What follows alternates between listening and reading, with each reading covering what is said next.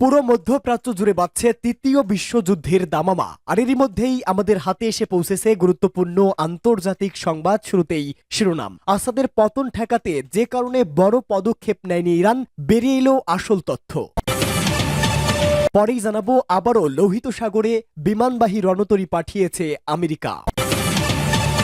এরপরেই জানাবো, রোটা বন্দর ব্যবহার করে ইসরায়েলে অস্ত্র পাঠালো আমেরিকা।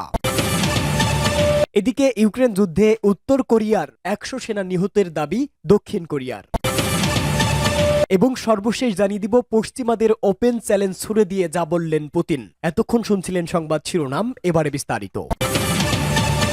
আসাদের পতন ঠেকাতে যে কারণে বড় পদক্ষেপ নেয়নি ইরান। কোনো ধরনের বড় পদক্ষেপ নেওয়া ছাড়াই সিরিয়ার প্রেসিডেন্ট বাশার আল আসাদের পতন দেখল ইরান। এক সময়ের ঘনিষ্ঠ মিত্রকে বাঁচাতে এগিয়ে আসেনি উপসাগরীয় দেশটি। বিশ্লেষকদের মতে এর পেছনে যে কারণ, তার জন্য দায়ী বাশার আল আসাদ নিজেই। দীর্ঘ ১৩ বছর ধরে চলা গৃহযুদ্ধের মধ্যেও আসাদ যে টিকে ছিলেন, তার কর্তৃত্বটা অবশ্যই ইরান ও রাশিয়ার। আসাদ রেজিমকে এককভাবে সবচেয়ে বেশি সহায়তা দিয়েছে তেহরান, কিন্তু আসাদ সরকার সুযোগ পেয়ে বিরোধীদের সঙ্গে বসে রাজনৈতিক মীমাংসা যেমন করতে পারেনি, তেমনি ধরে রাখতে পারেনি ঘনিষ্ঠ মিত্র ইরানকেও। ফলে বসে বসে আসাদের পতন দেখা ছাড়া সহায়তা নিয়ে এগিয়ে আসেননি তেহরান। কিন্তু কেন? এ বিষয়ে সংবাদ মাধ্যম মিডল ইস্ট আইয়ে একটি নিবন্ধন লিখেছেন রাজনৈতিক বিশ্লেষক মাজেদ মান্দুর। নিবন্ধনে তিনি লিখেন, আসাদের পতনের সবচেয়ে সুস্পষ্ট শিক্ষা হচ্ছে বিদেশি পৃষ্ঠপোষকদের উপর নির্ভর করা এবং সেই সমর্থন কখনো শেষ হবে না, এটা বিশ্বাস করা বড় ভুল। বাশার আল আসাদের ক্ষেত্রে এটা ছিল অনিবার্য এক পরিণতি। আসাদ ইরানের কাছ থেকে ব্যাপক সমর্থন পেয়েছিল, তার মধ্যেই এই আত্মবিশ্বাস জন্মছিল যে প্রতিরোধ অক্ষের তিনি একটা অপরিহার্য অংশ। উদাহরণ হিসাবে মাজেদ মান্দুর উল্লেখ করেন, গেল ১৩ বছর সিরিয়াতে ৩০ থেকে ৫০ বিলিয়ন ডলারের বেশি বিনিয়োগ করে ইরান। এটা ২০২৩ সালে ইরানের মোট জিডিপির ৭.৫%-এরও বেশি। নিষেধাজ্ঞায় থাকা একটা দেশের জন্য এটা নিশ্চিত করেই বিশাল অঙ্ক।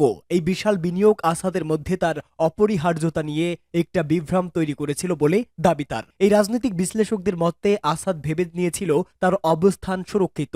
সে কারণে ইরানকে উপেক্ষা করে আরব বিশ্বে নিজেকে পুনরায় অন্তর্ভুক্ত করার প্রচেষ্টা শুরু করে আসাদ। তিনি ভেবেছিলেন উপসাগরীয় দেশগুলো থেকে সিরিয়ায় বিনিয়োগের বন্যা বয়ে যাবে, কিন্তু বিষয়টি বুঝতে পেরে আসাদের উপর থেকে সহায়তার হাত গুটিয়ে নেয় তেহরান। নিবন্ধনে দাবি করা হয়, ইরান ও ইসরায়েলের সংঘাতে তেহরানের পক্ষে সক্রিয় অংশ নেওয়া থেকে বিরত থাকেন আসাদ। এমনকি সিরিয়ার মাটিতে যখন ইরানের উচ্চপদস্থ কমান্ডারদের হত্যা করা হচ্ছিল, তখন ইরানের দিক থেকে এই উদ্বেগ প্রকাশ করা হয়েছিল যে সিরিয়ার নিরাপত্তা বাহিনীর দিক থেকে গোয়েন্দা তথ্য ফাঁস হচ্ছে কিনা। কিন্তু তেহরানের সেই উদ্বেগ দূর করতে পারেনি আসাদ। আসাদের ক্ষমতার গ্যারান্টারই ছিল তার সেনাবাহিনী, কিন্তু আসাদ তার সেনাদের খুব অল্পই বেতন দিতেন। ফলে টিকে থাকার জন্য ব্যাপক দুর্নীতির উপর নির্ভরশীল হয়ে উঠেছিল সিরীয় সেনারা। এটা সেনাবাহিনীকে কার্যকর একটি লড়ুক বাহিনীতে পরিণত করতে ব্যর্থ হয় এবং তার পতনের জন্য পথ তৈরি করে দেয়। আবারও লোহিত সাগরে বিমানবাহী রণতরী পাঠিয়েছে আমেরিকা।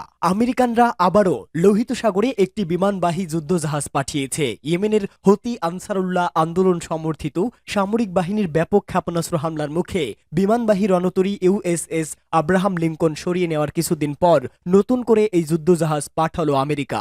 মার্কিন সামরিক বাহিনীর কেন্দ্রীয় কমান্ড বা সেনকম জানিয়েছে, লোহিত সাগরে নিমজ্জ ক্লাস বিমানবাহী রণতরী ইউএসএস হ্যারি ট্রুম্যানের সাথে ক্যারিয়ার ওয়ার উইং 1, একটি ডেস্ট্রিয়ার স্কোয়াড্রন গাইডেড মিসাইল ক্রুজের ইউএসএস গেটিসবার্গ এবং দুটি আর্লিক বাক ক্লাস গাইডেড মিসাইল ডেস্ট্রিয়ার রয়েছে। কিছুদিন আগে ইয়েমেনি নৌ ইউনিটগুলো ইউএসএস আব্রাহাম লিঙ্কনের বিরুদ্ধে দুটি বড় সামরিক অভিযান চালানোর পর সেটি লোহিত সাগর ছেড়ে চলে যায়। এর আগে মার্কিন বিমানবাহী রণতরী আইজেনহাওয়ার এবং রুজভেল্টও ইয়েমেনি সামরিক বাহিনীর হামলার মুখে লোহিত সাগর ছেড়ে চলে যেতে বাধ্য হয়। আমেরিকা এবং ব্রিটিশ বাহিনী ইয়েমেনের উপর যে বিমান হামলা চালিয়ে আসছিল, তার জবাবে ইয়েমেনের নৌ ইউনিটগুলো মার্কিন রণতরীর বিরুদ্ধে এসব হামলা চালায়। ফিলিস্তিনের অবরুদ্ধ গাজা উপত্যকায় ইহুদিবাদী ইসরায়েল হামলা ও ধ্বংসযজ্ঞ শুরু করলে ইয়েমেন থেকে ইসরায়েলের বিরুদ্ধে হামলা শুরু হয়। এই হামলা প্রতিরোধ করার জন্য মার্কিন ও ব্রিটিশ বাহিনী ইয়েমেনের উপর হামলা চালায়। তবে ইয়েমেনের পক্ষ থেকেও মার্কিন ও ব্রিটিশ বাহিনীর উপর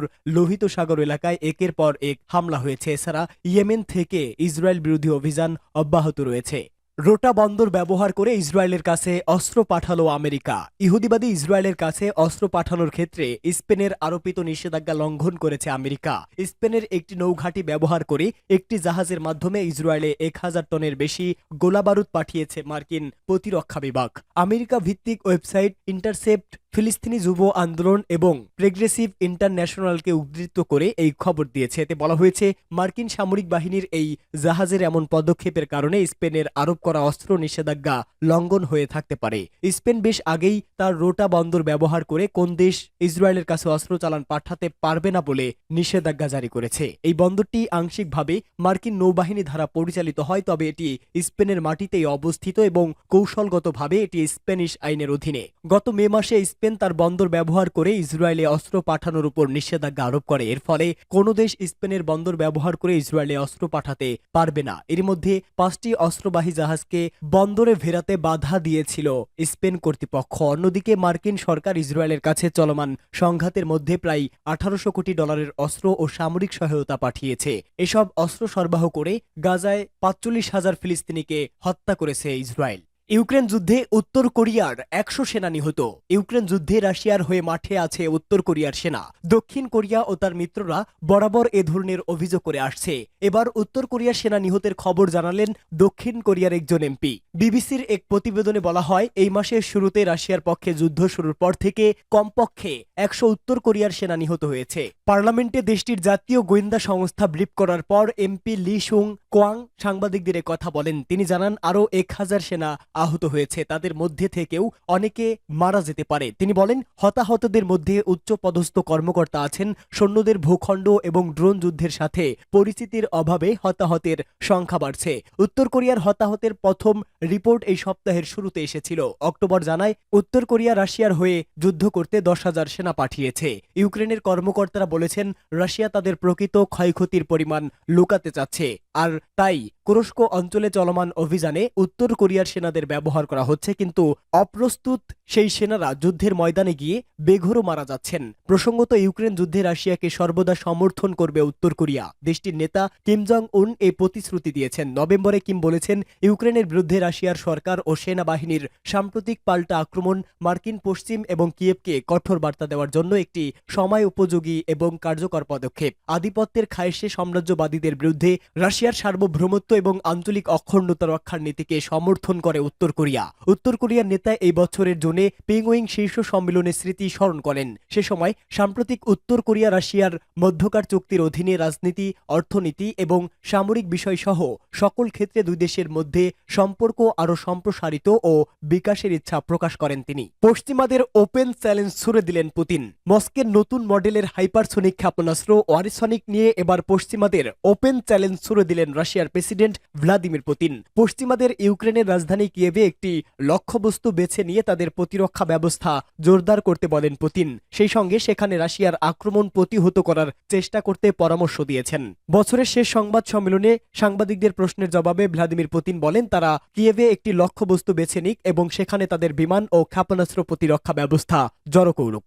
আর আমরা সেই লক্ষ্যবস্তুতে একটি ওয়ারিসনিক ক্ষেপণাস্ত্র নিক্ষেপ করব, দেখা যাক কি হয়। আমরা এ ধরনের পরীক্ষার জন্য প্রস্তুত। প্রেসিডেন্ট বলেন, কারিগরি বৈশিষ্ট্যের জন্য ওয়ারিসনিকের হাইপারসোনিক ওয়ারহেড থামানো অসম্ভব। পুতিন পরামর্শ দিয়েছেন, এই ধরনের দ্বন্দ্বের ফলাফল রাশিয়া এবং মার্কিন যুক্তরাষ্ট্র উভয়ের জন্য অত্যন্ত আগ্রহের বিষয় হবে, যার বিমান প্রতিরক্ষা ব্যবস্থা বর্তমানে ইউক্রেনে কাজ করছে।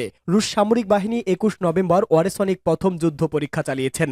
এটি একাধিক হাইপারসোনিক ওয়ারহেড দিয়ে একটি ইউক্রেনীয় সামরিক শিল্প সুবিধা ধ্বংস করতে ব্যবহার করা হয়। পুতিন সে সময় বলেছিল, পশ্চিমা অনুমতি নিয়ে আন্তর্জাতিকভাবে স্বীকৃত রুশ ভূখণ্ডে ইউক্রেনের দূরপাল্লার হামলার জবাবে ওয়ারিসনিক ক্ষেপণাস্ত্র উন্মোচনের সিদ্ধান্ত নেওয়া হয়েছে। পুতিন ব্যাখ্যা করেন, পারমাণবিক এবং প্রচলিত উভয় ওয়ারহেড বহন করতে পারে ওয়ারিসনিক।